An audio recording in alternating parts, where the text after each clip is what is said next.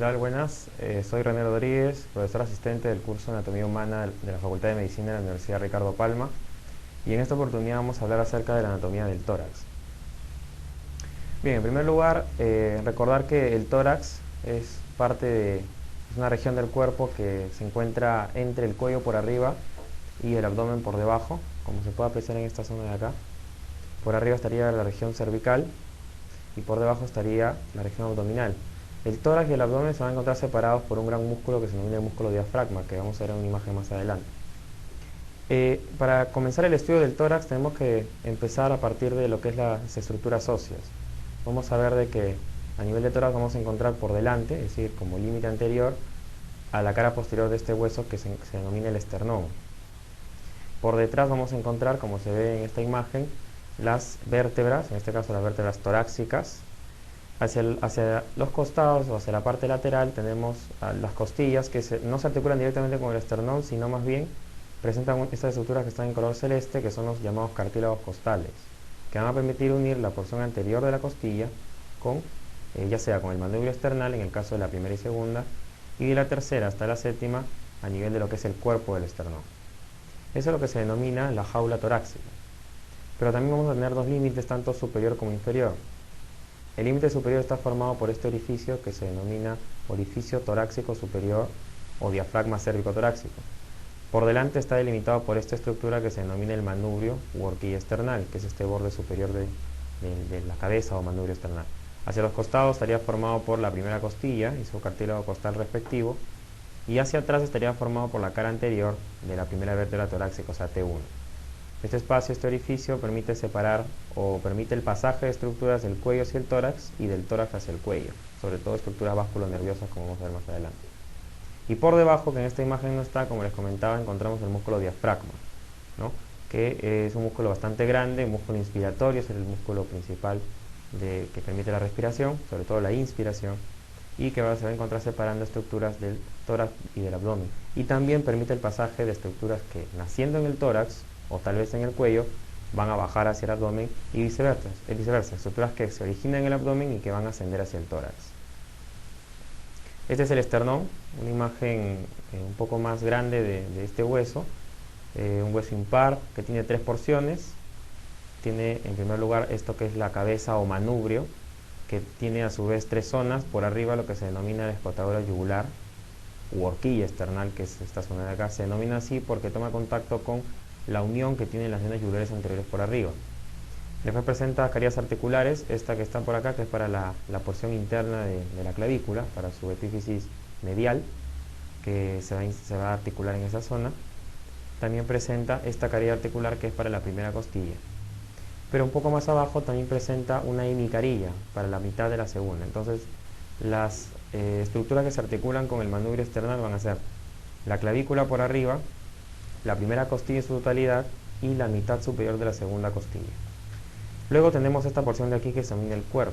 Pero aquí algo que es importante detallar, que es este ángulo que en esta imagen no está muy notorio, pero que cuando uno observa el esternón en una pieza anatómica va a poder acá notar un ángulo bien marcado que se denomina el ángulo manubrio esternal o ángulo de Lewis.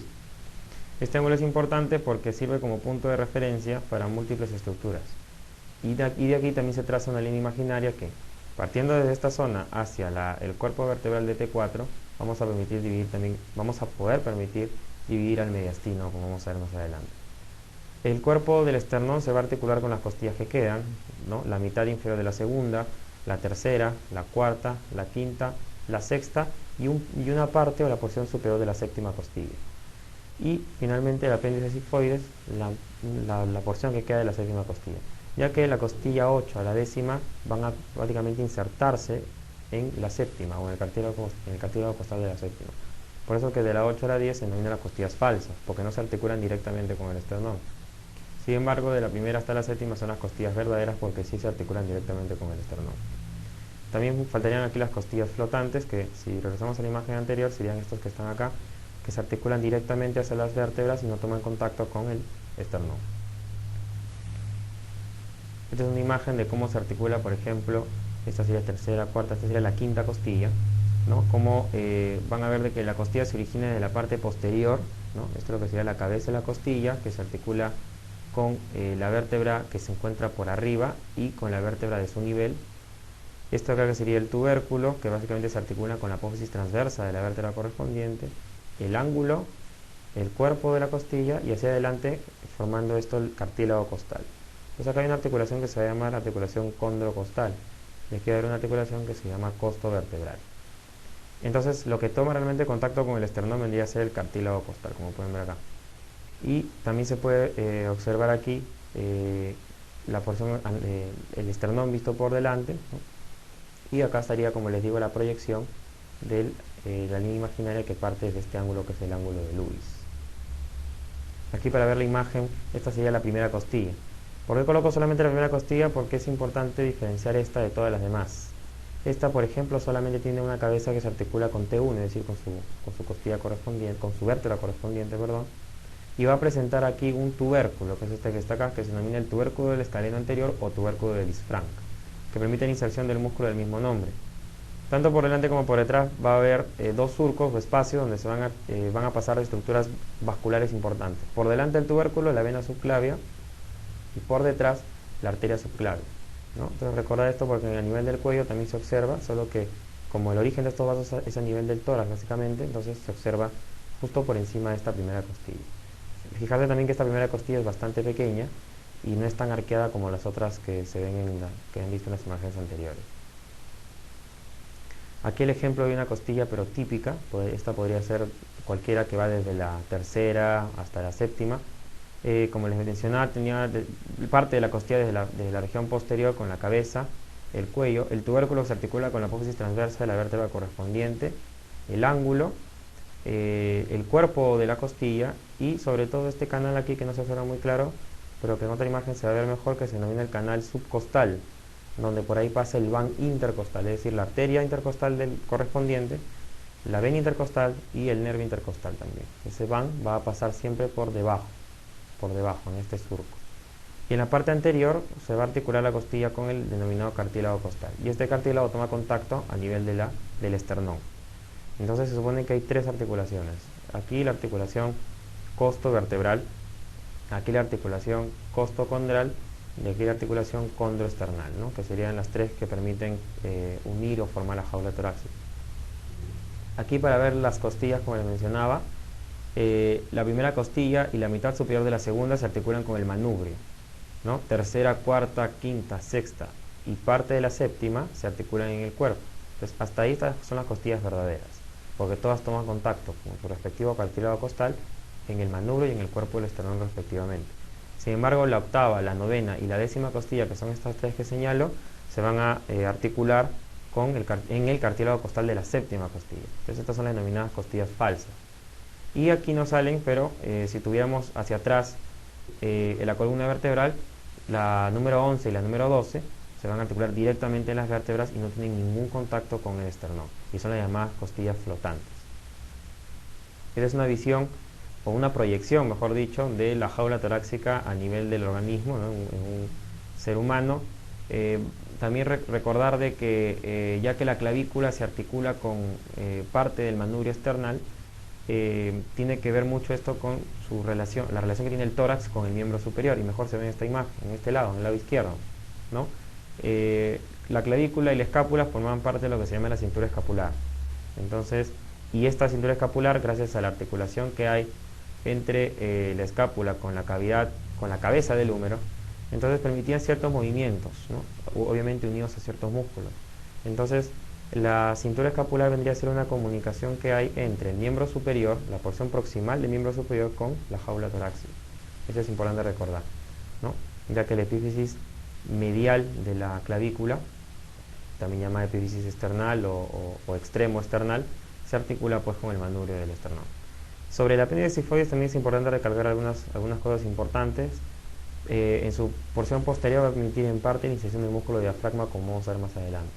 Y también recuerda que hay un procedimiento que es, por ejemplo, la pericardiocentesis. Hay una vía que uno se guía o se fija en la apéndice sigmoides y puede guiar la aguja en sentido ligeramente hacia la izquierda, ya que el corazón se inclina más hacia la izquierda, y guiándose del apéndice sigmoides un poco girado hacia la línea paraesternal izquierda, uno puede por ahí introducir la aguja y hacer un drenaje pericárdico en el caso que haya un derrame. Esto solamente para ver un poco acerca de las vértebras torácicas. Recordar que toda vértebra en este caso presenta un cuerpo que se ve hacia la porción anterior, cuerpo vertebral. Este es el agujero vertebral donde está la médula espinal. Aquí tenemos llamado pedículo. Esto es la lámina. Entre pedículo más lámina nos forman esto que es la apófisis transversa, ¿no? Recordar que las apófisis transversas se articulan aquí con el tubérculo de la costilla que corresponde. Aquí la unión de dos láminas forma la apófisis espinosa, que son las prominencias que tenemos en la porción posterior, ¿no? Recordar que las apófisis espinosas de las vértebras torácicas son ligeramente inclinadas hacia abajo, ¿no? Son digamos de una sola, en forma de punta y ligeramente inclinadas hacia abajo, como ustedes pueden ver acá. También tenemos aquí, a nivel de esta zona, es lo mismo que veíamos en la imagen de la izquierda, la apófisis transversa con su respectiva articulación. Y aquí las caries articulares para las cabezas de las costillas. Bien, esa es la parte de osteología del tórax. Si hablamos rápidamente de los músculos que encontramos en el tórax, solamente es recordar a músculos que pertenecían realmente en función al miembro superior, pero que su origen es en el tórax. Por ejemplo, tenemos los músculos pectorales. Este es el músculo pectoral mayor, que se inserta, recuerden, en 3 regiones: borde lateral del esternón, en los 6 primeros cartílagos costales y en parte en la fascia abdominal o la fascia del músculo oblicuo mayor. Tenía 3 inserciones, digamos, hacia la línea media. Y esos 3 fascículos confluían hacia lo que se denomina la cresta subtroquiteriana o labio externo de la correa bicipital, que es esta zona que está aquí a nivel del húmero. Entonces este músculo pectoral mayor, músculo grande, músculo importante, que tenía 3 funciones: es flexor, aductor y rotador interno del brazo. Se va a encontrar pues en gran magnitud a nivel del tórax. Entonces hay que recordar. Es un músculo inspirador accesorio también, por cierto.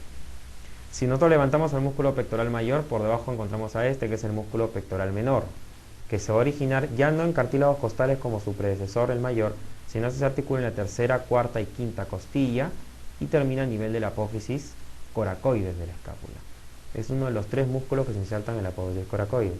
¿Cuáles son los 3 músculos que se insertan en la apófisis coracoides? 1, el pectoral menor; 2, la porción corta del bíceps braquial; y 3, el coracobraquial. Entonces, este músculo pectoral menor es uno de los que termina aquí en la coracoide, y su función va a ser básicamente descender y llevar hacia adentro la escápula.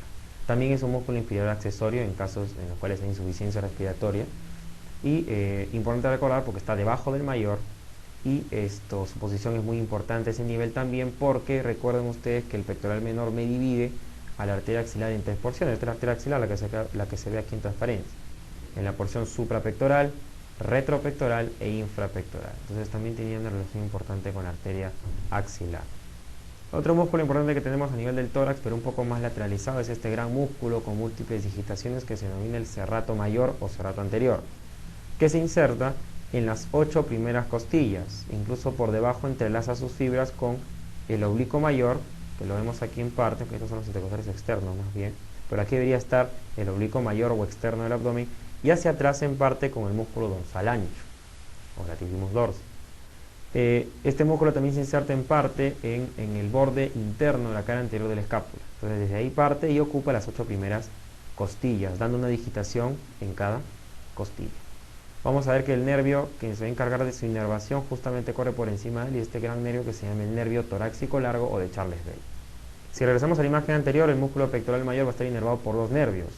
Su porción clavicular, que acuérdense ustedes que también se inserta aquí, a nivel de los ósteos internos de la clavícula, esa porción va a estar inervada por el nervio pectoral lateral. La porción externo-costal, que se insertaba en el borde lateral del esternón y en los 6 primeros cartílagos costales, está inervada por el nervio pectoral medial. Y la porción abdominal también por el nervio pectoral medial. El pectoral menor en su totalidad por el nervio pectoral medial.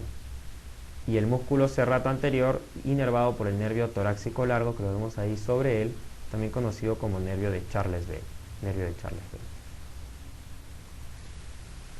¿Qué otros músculos, pero ahora sí ya específicos del tórax, encontramos aquí?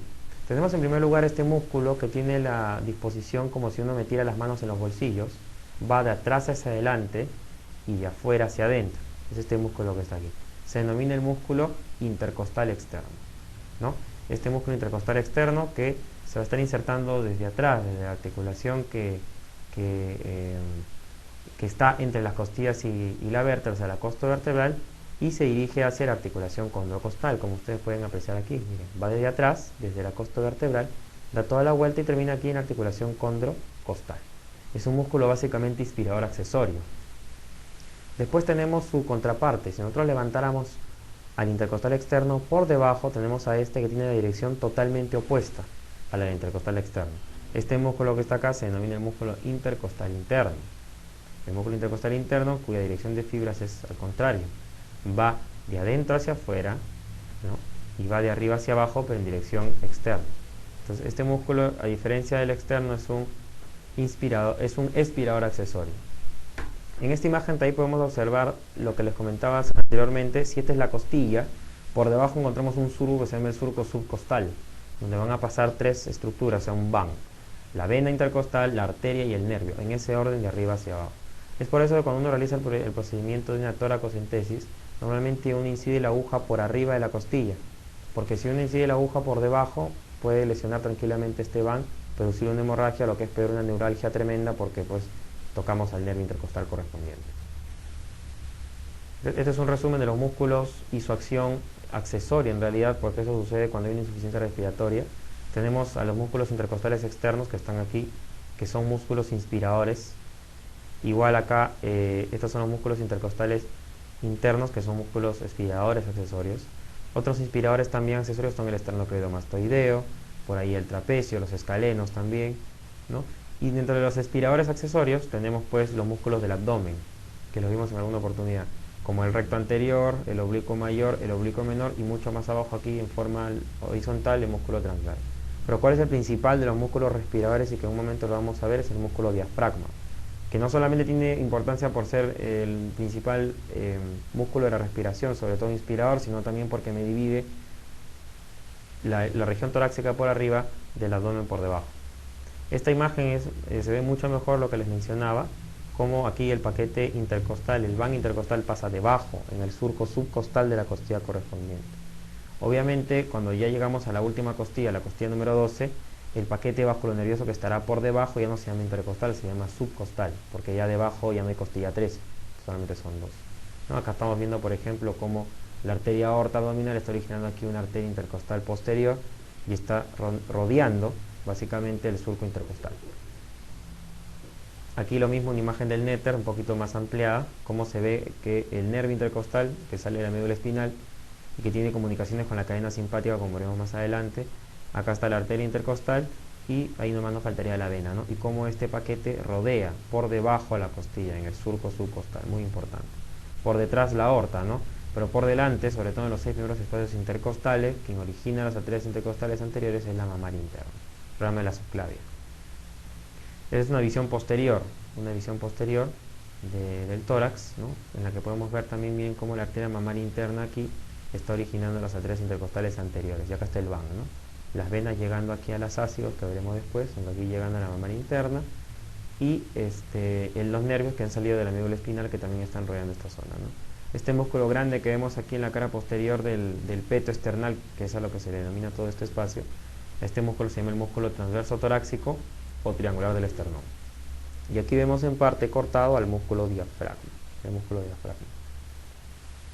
Y acá está justamente lo que les mencionaba del músculo diafragma. En el músculo diafragma va a tener tres inserciones. Tiene una inserción external, que es a nivel del apéndice sigmoides, una inserción vertebral que va más o menos desde las 4 a 5 últimas costillas en su parte posterior, y una inserción vertebral que va a ocupar, dependiendo si es a la derecha o si es a la izquierda. Hacia la derecha es hasta la cara anterior de la tercera vértebra lumbar, formando esto que se denomina el pilar derecho, y hacia la izquierda hasta la cara anterior de la segunda vértebra lumbar, o sea L2, formando esto que es el pilar izquierdo, ¿no? Entonces tiene una inserción external, una inserción costal y una inserción vertebral. Todo eso viene a ser el músculo diafragma, que va a presentar en su porción central una estructura más que todo de tipo tendinosa, de tipo aponeurótica, que se denomina el centro frénico. Este centro frénico es importante porque presenta un orificio inclinado hacia la derecha que se encuentra más o menos a nivel de la octava vértebra torácica, o sea T8, que es el orificio para el pasaje de la vena cava inferior.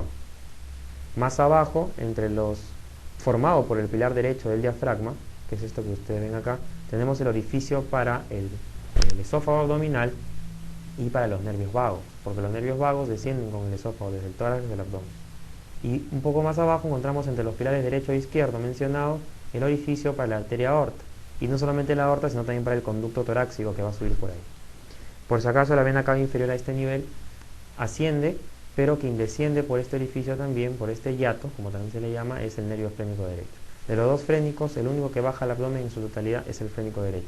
Lo hace por el agujero de la cava a nivel de T8. Esófago con los vagos a nivel de T10 y la aorta abdominal con el sistema venoso, con el conducto torácico a nivel de T12.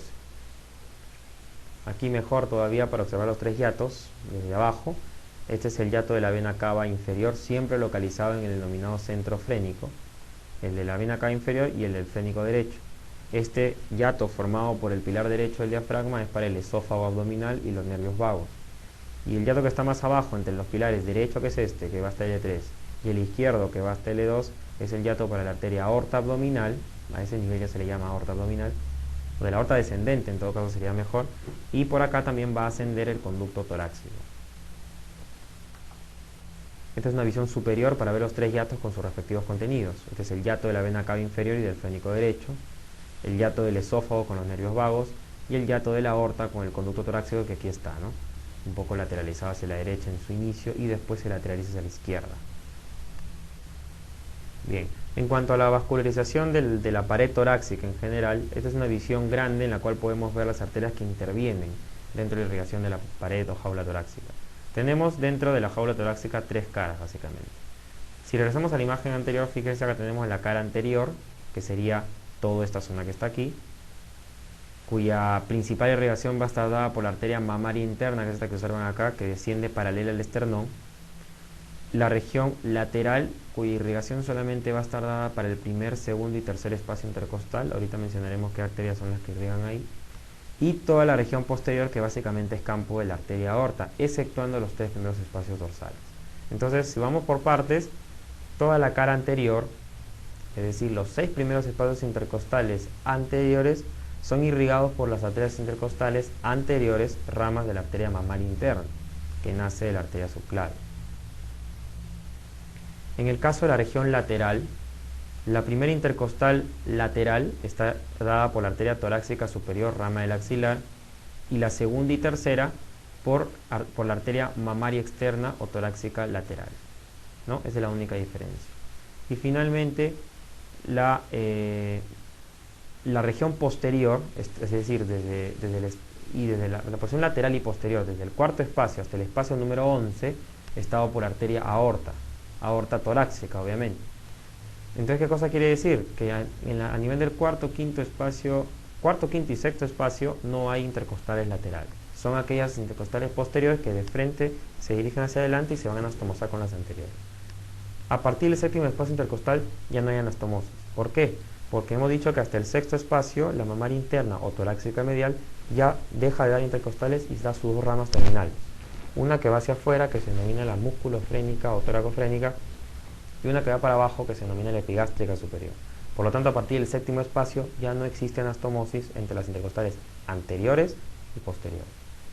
Y como les mencionaba, del séptimo espacio hacia abajo hasta el espacio 11 ya son básicamente ramas de la aorta, intercostales posteriores. Entonces aquí hay un resumen, ¿no?, en el que pueden ustedes apreciar acá que la porción anterior, los 6 primeros espacios, mamaria interna o torácica medial. La porción lateral, solamente los 3 primeros espacios, tiene sus diferencias. El primero, por torácica superior, segundo y tercero, torácica lateral o mamaria externa. Después, la región posterior, por cierto, acá me olvidaba, del cuarto al espacio número 11 es la aorta, pero los 3 primeros espacios posteriores también tienen irrigación distinta, pero es por una sola arteria que se llama la intercostal superior, que es una rama de la arteria subclavia del tronco intercosto cervical. Entonces solamente va a variar un poco en los 3 primeros espacios, lateral y posterior. Después, todo es campo de mamaria interna y de la arteria aorta torácica, para irrigar todo lo que es los espacios intercostales y en sí la jaula torácica. Eso es la irrigación. Pero también, como tenemos arterias, también tiene que haber un drenaje venoso. Y el drenaje venoso de los vasos intercostales básicamente va a estar dado en dos sistemas. Por un lado, si hablamos de las intercostales anteriores, las 6 primeras obviamente van a drenar en la vena mamaria interna, ya que la arteria originó a las intercostales anteriores, las 6 primeras. Pero si hablamos de las venas intercostales posteriores, estas ya van a drenar en un sistema que se denomina el sistema venoso ácido, el sistema ácidos, que va a estar formado por 3 venas. En primer lugar, estas venas se van a estar formando a nivel del abdomen, en la cara posterior, a nivel de lo que es el retroperitoneo. En el caso del lado derecho, va a haber la unión de la lumbar ascendente. En sí, la vena lumbar ascendente no es otra cosa que la unión de las 4 o 5 venas lumbares que están ahí a ese nivel. Se une a la vena subcostal, que correspondería a la vena del espacio número 12. Esta recibe una pequeña venita que, saliendo de la vena cava inferior, se une a este tronquito. Esa vena se llama la cavo ácidos. Estas 3 se van a juntar y me van a formar en el lado derecho la denominada vena ácigos mayor. La ácigos mayor. Esta ácigos mayor va a recibir a la intercostal número 11, 10, 9, 8, 7, 6, 5 hasta la cuarta. O sea, es decir, desde la 11 hasta la 4, venas intercostales posteriores van a drenar directamente a esta vena ácigos mayor. Sin embargo, la segunda y tercera vena intercostal posterior derecha me van a formar un tronco que se denomina el tronco venoso intercostal superior derecho. Así como uno normalmente lo coloca cuando esto lo preguntan en los exámenes prácticos de anatomía, les colocan aquí un alfiler o les amarran esta región, aquí, justo en esta zona, y uno tiene que colocar tronco venoso intercostal superior y el apellido derecho, ¿no? Porque también hay un izquierdo, pero la diferencia es el lugar de drenaje. Este derecho, como ustedes están viendo, está drenando en esta estructura que se va a denominar el callado de la vena ácigos. Es decir, la ácigos mayor, después de que se ha formado por las venas mencionadas, la subcostal, la lumbar ascendente y la cavo ácigos, sube y luego va a formar un callado. ¿Y ese callado por qué se forma? Porque está haciéndoselo al bronquio derecho. Y al hacer el callado al bronquio derecho, finalmente esta vena va a terminar en la vena cava superior. Pero este callado justamente va a recibir esta tributaria que se denomina el tronco venoso intercostal superior derecho, formado por la segunda y tercera intercostal posterior. La primera intercostal posterior ya no le hizo caso a ninguna, no quiere ir ni a la ácigos, no quiere ir ni siquiera a su callado, entonces ¿a dónde va a drenar? Va a drenar aquí. ¿Esto cómo se llama? Este es el tronco venoso brachiocefálico derecho. Ahí va a terminar la primera. En el lado izquierdo la cosa cambia. En el lado izquierdo vamos a tener igual la unión de la lumbar ascendente con la subcostal izquierda, en este caso, y va a recibir una pequeña venita que nace ahora de la renal izquierda, que se denomina la renoácigos. Sube y esta de acá, la vena que se va a formar ya no se llama ácigos mayor, sino se llama ácigos menor o hemiácigos inferior, que es lo mismo. Esta ácigos menor o hemiácigos inferior me va a recibir solamente las intercostales número 11, 10 y 9. ¿Por qué sucede esto? Porque inmediatamente que recibe estas 3 se encurva hacia la derecha y va a terminar en la ácigos mayor. O sea, se cruza la línea media y termina en la ácigos mayor. Entonces luego de la unión de las que quedan, es decir, la 8, la 7, la 6, la 5 y la 4, todas estas me forman una vena un poco más delgada, pero que va a seguir el mismo trayecto vertical que sus dos anteriores, se denomina la ácigos accesoria o hemiácigos superior. Entonces, esa es la diferencia con el lado derecho. En el lado derecho solamente es una sola vena ácigos mayor, y en el lado izquierdo tenemos la ácigos menor y la ácigos accesoria. Y en el caso de la segunda y tercera también van a formar un tronco venoso intercostal, pero este va a tener dos diferencias. Este se denomina tronco venoso intercostal superior izquierdo, y en segundo lugar, como aquí no hay callado, o sea, no hay un callado de la ácigos accesoria, va a terminar directamente en el tronco venoso brachiocefálico izquierdo, también denominado tronco innominado. Y la primera intercostal posterior izquierda también va a terminar directamente en el tronco brachiocefálico izquierdo. Entonces, esa es la forma como es el drenaje venoso de las venas intercostales formando el llamado sistema ácidos. Finalmente, el sistema ácidos pues termina drenando en la cava superior. Bueno, algo pequeño de los nervios intercostales, bueno, son 12, en realidad son 11 intercostales, el último se llama subcostal. Van a inervar cada espacio, con excepción del primero, que más que todo forma parte del plexo braquial. Recordad que T1, el primer nervio torácico, forma parte del plexo braquial. Los 7 primeros nervios intercostales corresponden al tórax, y el resto ya se corresponden a la región anterior del abdomen. Por ejemplo, se dice que T10 está a la altura del ombligo, el octavo y el noveno se encuentran por encima, y obviamente el número 11 y el 12 se encuentran por debajo. Cuando los nervios intercostales ya salen por el agujero de conjunción, se le van a unir fibras de la cadena simpática. La fibra que sale del ganglio y llega al nervio se denomina el rami comunicante gris, que es postganglionar. Sin embargo, la que sale del nervio y se va al ganglio, esa es la preganglionar, que es el rami comunicante blanco. Y aquí vamos a darle en esta imagen. Aquí los tenemos. Tenemos en primer lugar el rami comunicante blanco, que sería este de acá, que vendría a ser el que va del nervio al ganglio, porque es preganglionar. Es más veloz y tiene fibras mielínicas o mielinizadas. Y este que está arriba, o ligeramente más medial, diría más que arriba está más medial, es el rami comunicante gris, que sale del ganglio y va o regresa al nervio, que es más lento y tiene fibras no mielinizadas. Bien, eso con respecto a la jaula torácica. Ahora pasemos a hablar acerca del mediastino. ¿Qué es el mediastino? El mediastino es un espacio virtual en realidad, es un espacio localizado entre ambas cavidades pleurales, ¿no? Recordad que las pleuras son aquellas membranas cerosas que envuelven los pulmones, tanto al derecho como al izquierdo. Y en la parte central deja un espacio, ambas pleuras mediastínicas, por así decirlo, que serían estas de acá. Ese espacio que se encuentra al medio entre las dos cavidades pleurales denominamos el mediastino. Es muy importante porque el mediastino, que también se va a subdividir, como vamos a ver, tiene básicamente las estructuras más importantes de la región torácica. Aquí en una imagen lateral podemos ver una visión del mediastino. Recordar que si todo esto es el mediastino, este se va a dividir en dos grandes partes gracias al ángulo de Lewis. Si el ángulo de Lewis trazamos una línea imaginaria que se iba hacia atrás, justo chocamos a nivel de T4, que es la cuarta vértebra torácica. Por encima de esta línea, esto se llama mediastino superior. Por debajo, esto se llama mediastino inferior. A su vez, el mediastino inferior se va a dividir en tres, gracias a la presencia de esto que es el saco pericárdico. Por delante del saco pericárdico, mediastino anterior o anteroinferior. Entre la cara anterior y posterior del pericardio, esto es el mediastino medio o medio inferior. Y por detrás del saco pericárdico, y obviamente por delante de las costillas, vamos a encontrar aquí al mediastino posterior.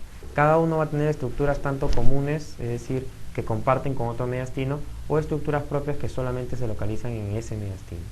Entonces la estructura que me separa, o mejor dicho, el límite imaginario que me va a separar los dos mediastinos superior e inferior, es esta línea imaginaria que nace del ángulo de Lewis a nivel de T4. ¿Qué relaciones anatómicas importantes tiene T4? Por ejemplo, a este nivel termina la tráquea y se bifurca en bronquio derecho e izquierdo. A este nivel termina la aorta ascendente, comienza el callado de la aorta, termina el callado de la aorta y comienza la aorta descendente. ¿Qué más? A nivel de T4 también las pleuras mediastínicas casi están en contacto. ¿Qué más? A ese nivel encontramos el plexo cardíaco superficial. Y así tenemos también otras que son ya menos resaltantes, pero las mencionadas son ya las más importantes con respecto a T4, ¿no? Bifurcación de la tráquea. A ese nivel también se originan los troncos venosos brachiocefálicos derecho e izquierdo, etc. Entonces acá estamos viendo lo que había mencionado, ¿no? Esta es otra imagen para que puedan ver si esto es la pleura, o sea, la cavidad pleural. Recuerden ustedes que la pleura es de dos tipos: pleura parietal, aquella que como su nombre dice se adhiere a la jaula torácica, y la pleura visceral, que es la que cubre directamente a los pulmones. Entonces la pleura parietal se divide en cuatro: la pleura cervical o apical, la pleura costal o esternocostal, la pleura mediastínica y la pleura diafragmática. Entonces, entre ambas caras mediales de las pleuras mediastínicas, acá al centro encontramos al denominado mediastino. Entonces, como dice aquí, es el espacio extrapleural que existe entre ambas cavidades pleurales, ¿no? Por arriba sus límites van a ser el istmo cervical, es decir, lo que mencioné en la primera diapositiva, es decir, el diafragma cérvico-torácico por arriba, por debajo el músculo diafragma, ¿no?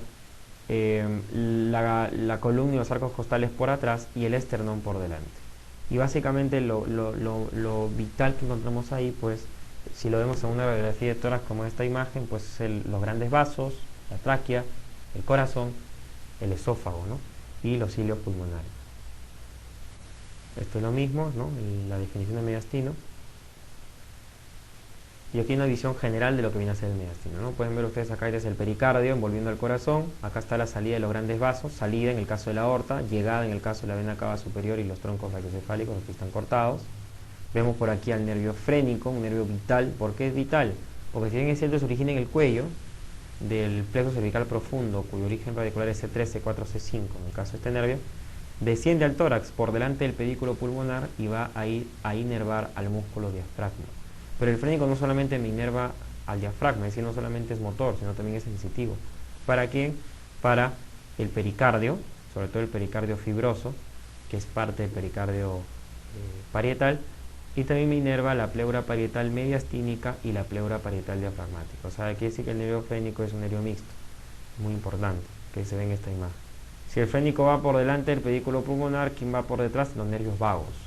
Acá tenemos al vago izquierdo y este es el vago derecho, que conforme van bajando a nivel del tórax, el izquierdo se hace anterior y el derecho posterior. Pero posterior o anterior ¿a quién? Al esófago, ya que los nervios vagos a quien van a acompañar es al esófago en su trayecto hasta que atraviesan el hiato en T10 y llegan al abdomen y cambian de nombre.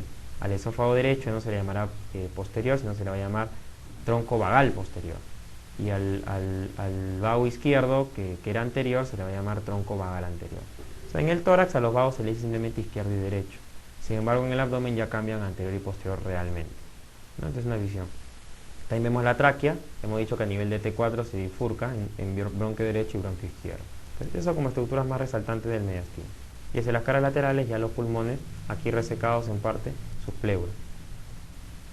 Entonces acabamos de decir de que el mediastino se va a dividir en superior e inferior gracias a un plano horizontal imaginario que va del ángulo de Lewis y se dirige hacia el disco intervertebral entre T4 y T5, ¿no? El inferior, como habíamos dicho, se divide en anterior. ¿Cuáles serían los límites del mediastino anterior? Por detrás del esternón y por delante del pericardio fibroso. El medio estaría entre ambas hojas del pericardio, tanto anterior y posterior. Y el posterior estaría entre la cara posterior del pericardio y la cara anterior de las vértebras. Obviamente desde T5 hasta T12. Y acá lo mismo, ¿no? Esta es otra forma, esto es como se ve el mediastino desde una radiografía de tórax, ¿no? Acá vemos, este sería el superior, acá tendríamos el mediastino anterior, el medio, y este sería el mediastino posterior. Esto es lo mismo, miren, si proyectamos esta imagen, tenemos la línea imaginaria que va desde el ángulo de Lewis hasta T4, lo que está por arriba es mediastino superior. Entonces, límite del mediastino superior, por arriba, orificio o diafragma cérvico-torácico. Por debajo, la línea imaginaria que va desde el ángulo de Lewis a T4. Por delante, la cara posterior del esternón, o del manubrio esternal básicamente, y por detrás, las vértebras torácicas de T1 a T4. Eso es el mediastino superior. Mediastino anterior va por arriba, la línea imaginaria, por debajo el diafragma, por delante la cara posterior del cuerpo, el esternón, y por detrás la cara anterior del pericardio fibroso. Mediastino medio, por arriba la línea imaginaria, por debajo el diafragma, por delante la cara anterior del pericardio fibroso y por detrás la cara posterior del mismo pericardio fibroso. Y el mediastino posterior estaría formado hacia arriba por la línea imaginaria, hacia abajo por el diafragma, hacia adelante por la cara posterior del pericardio fibroso y hacia atrás por los cuerpos vertebrales de T5 a T12. ¿No? De T5 hasta T10 aproximadamente, sí, porque T2 está un poquito más abajo, pero básicamente son las vértebras que lo conforman. Y ahí está, ¿no? Pintados también el mediastino superior y anterior. Ahí está el medio y el posterior que está pintado en morado. ¿No? Esta es una imagen de lo mismo que habíamos mencionado hace un rato. Bueno, el mediastino superior, como habíamos dicho, está en un plano torácico transversal, por eso el corte de esta imagen. Nosotros si cortamos a este nivel, de donde está esta plaquita hasta arriba, esto de acá es el mediastino superior. Y de aquí para abajo, mediastino inferior. ¿Cuál es el contenido del mediastino superior? Vamos a tener estructuras que son muy importantes, sobre todo estructuras que van a dirigirse hacia el cuello. Por ejemplo, tenemos los troncos venosos brachiocefálicos, tanto derecho como izquierdo, que habíamos dicho que se originaban a nivel de T4 aproximadamente, pero ascienden al cuello. Tenemos la vena cava superior, pero solamente su mitad superior, ya que la otra mitad inferior de la cava superior pertenece al mediastino medio. ¿Por qué? Porque si sabemos que el mediastino medio tiene como límites el pericardio, que está dentro del pericardio el corazón. Y como la vena cava llega hacia el corazón, hacia la aurícula derecha, de todas maneras una parte de la vena cava tiene que ser parte del mediastino medio. Por lo tanto, la vena cava superior es una estructura común al mediastino superior y medio. Eso recordar, porque no solamente hay estructuras que netamente están en un mediastino, sino que pueden estar en dos o más. El callado de la aorta y sus ramas. Bueno, el callado de la aorta es netamente una estructura del mediastino superior. ¿Por qué? Porque habíamos dicho que en el T4, en esa línea imaginaria, comenzaba el callado y también terminaba el callado. Por lo tanto, el callado de la aorta y sus ramas, que son el tronco brachiocefálico, la arteria carótida común izquierda y la subclavia izquierda son ramas que pertenecen al mediastino superior. Pero si les dijeran, por ejemplo, subclavia derecha, carótida derecha, ¿serían contenido del mediastino superior? Pues sería incorrecto, porque estas ya se originan en el cuello. Lo que sí está a nivel del tórax son la carótida izquierda y la subclavia izquierda. ¿Por qué? Porque se originan del callado. Después tenemos al conducto torácico. El conducto torácico hemos dicho que se origina, o recién, mejor dicho, estamos diciendo que se origina en el abdomen, en el retroperitoneo, a nivel de L2. Aparece en el tórax primero a nivel del mediastino posterior y después asciende, desde T7 a T5 se encurva hacia la izquierda y va a ascender hacia el mediastino superior para luego terminar en el cuello también, porque termina, recuerden ustedes, en el ángulo yúgulo subclavio izquierdo.